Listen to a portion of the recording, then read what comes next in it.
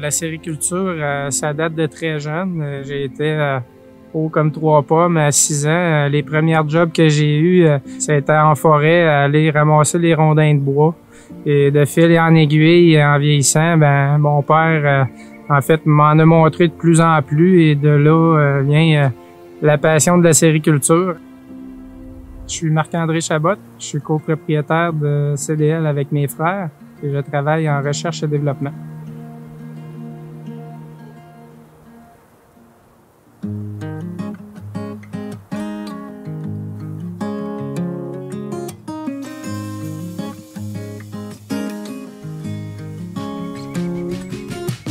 CDL Intelligence, en fait, c'est un réseau qui sert à automatiser des choses qui sont répétitives dans une érablière, puis surtout pour aussi communiquer en temps réel qu'est-ce qui se passe en forêt. Dans le fond, c'est le niveau de vide, qu'est-ce qui se passe dans les tuyaux, y a-t-il des fuites, puis ça nous permet aussi d'aller directement au problème sans marcher la forêt complètement. C'est beaucoup pour l'efficacité et pour le rendement que le CDL Intelligence a été sorti là, il y a plus de 5 ans. C'est récemment qu'on a changé le nom pour Intelligence. Pourquoi? C'est parce que c'est justement, on s'est dit c'est un système, c'est pas juste du monitoring comme on l'appelait avant, c'est pas juste de la communication. C'est quelque chose qui englobe complètement l'érablière puis qui automatise l'érablière au complet. Puis le virage, on parle de beaucoup de 4.0 de plus en plus. C'est justement à l'aide de ces technologies-là qu'on va y arriver. Là. Puis à l'aide de ce cerveau-là, justement, on va être capable de traiter les données puis d'aider le sériculteur à prendre des bonnes décisions dans son quotidien tous les jours pour maximiser le rendement de son érablière. À l'époque, on parlait des érablières de 200-300 ans en taille, et aujourd'hui, on parle de des érablières qui peuvent aller jusqu'à 750 000 en taille, dans la plus grosse qui est située au Vermont. C'est des méga projets, puis plus ça va, plus que c'est possible, justement, grâce aux technologies qui existent actuellement. Je m'appelle Annick Godbout. Je suis copropriétaire de la ferme FA Godbout incorporée à Saint-Gervais dans Bellechasse. Je suis acéricultrice de 8e génération sur ma ferme. Je suis maman de 3 enfants aussi. Alors, j'ai une vie assez occupée. La terre a grandi, a évolué avec les années. On a passé de 3000 en taille à 5000 en taille. CDL est venu nous appuyer avec les capteurs de vacuum, tout le matériel, là, les séparateurs, l'évaporateur et tout ça, tu sais, beaucoup plus moderne, ce qui va réduire mon temps de travail là, que je vais y mettre pour avoir quand même un aussi bon produit de qualité. L'application est faite que, tu sais, c'est une page web, là, fait que je rentre mon alias, je rentre mon mot de passe, puis, tu sais, je suis directement rentrée dans mon système de monitoring là, de capteur de vacuum, n'importe où ce que je suis.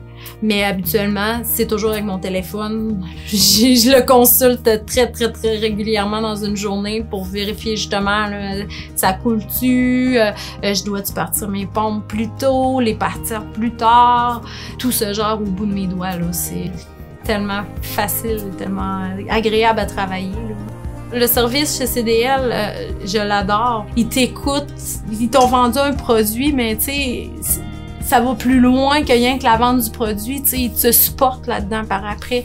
Fait que ça vaut de l'or pour mon entreprise.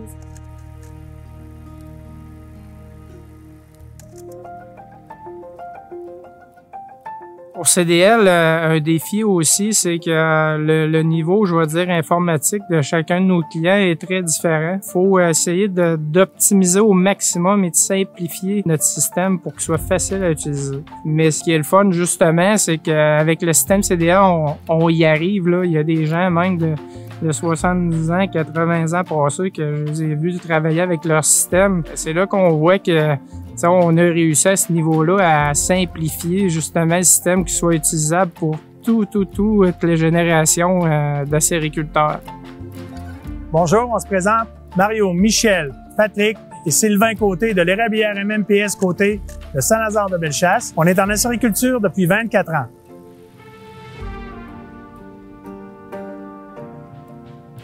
Ah, la passion pour la sériculture dans notre famille, ça a commencé, je pense, avec notre père. Là, on allait courir les chaudières, dans le fond, avec notre père qui nous emmenait là. Puis on jouait avec tous nos cousins. Puis, Mario, dans le fond, il m'a fait peur qu'il voulait peut-être acheter une terre à bois pour notre retraite. Puis moi, j'avais dit à Mario, j'ai dit, écoute, Mario, pourquoi acheter une terre à bois? J'ai dit, achetons une érablière, puis profitons-en aujourd'hui. On va être capable de travailler en famille. Puis papa, on va se servir de son véhicule pour nous amener, dans le fond, à connaître la sériculture. En 2003, on a acheté une nouvelle érablière. Puis en 2009, dans le fond, c'est là, dans le fond, qu'on a grossi avec le nombre d'entrants qu'on a aujourd'hui. On est 3 personnes sur 4. Puis 4 propriétaires, on est 3 personnes qui travaillent à l'extérieur. C'est sûr qu'avec un volume comme on a dans la taille, si on n'avait pas cette technologie-là, pour nous autres, ça serait impossible, là. Fait que tout ça, tout ce qui était évolution par CDL, l'automatisation des osmoses, la panne intégrée, la bouilleuse superposée, la panne vapeur, toutes ces choses-là, ça a changé énormément parce que ça nous permet d'avoir une vie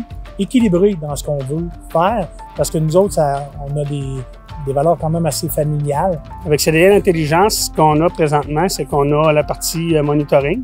C'est un peu ce qui est parti CDL Intelligence, on pourrait dire, c'était d'aller chercher l'information du vacuum en forêt, parce qu'en réalité, l'érablière, c'est bien beau, mettons, dans la cabane et ainsi de suite, mais la source qu'on a pour le revenu, c'est l'eau d'érable, puis il faut être capable d'aller chercher efficacement. Fait que CDL a commencé à travailler, à aller chercher l'information avec des sondes en forêt pour aller chercher l'information, puis après ça, ben, avec le temps, on a greffé l'automatisation des stations de pompage avec ça, des équipements, ça veut dire à tout optimiser ces choses-là pour éviter les déplacements finalement. Là. Après ça, ben où ce qu'on veut s'en aller, c'est de lire la quantité d'eau qui rentre dans les stations de pompage parce que quand on parle de rentabilité, profitabilité, c'est qu'en réalité, on veut savoir l'eau qui est rentrée.